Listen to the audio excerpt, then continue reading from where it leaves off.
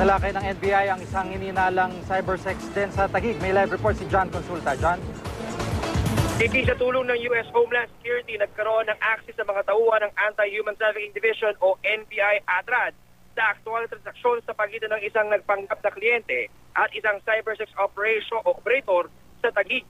Nang makuha ang hudyat, agad sumalakay ang mga ahente at tapos ang ilang minuto pagkipahirap ang pagpunta sa target area ay pinasok na ng mga operatiba ang bahay ng suspect.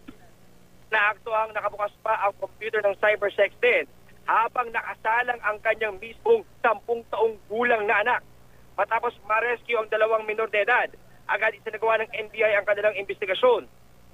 Lumalabas, Jiggy, na halos araw-araw ay nagka-cybersex operation ang suspect gamit ang kanyang 2 minor de edad na anak at mga anak ng kanyang mga kapitbahay na walang alam sa kanilang operasyon. Ang sigil sa kada transaksyon ay pumapalo sa $30 hanggang $200 o halos 9,000 piso depende sa request ng customer.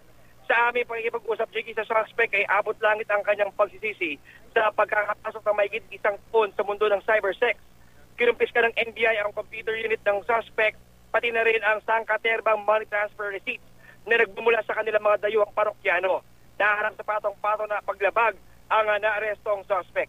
Sa ngayon, Jiggy, ay patuloy na kinukompleto ng NBI ang mga impormasyong makakalap sa kanilang nakumpiskang computer para maibigay naman sa kanilang mga counterparts sa Homeland US Security.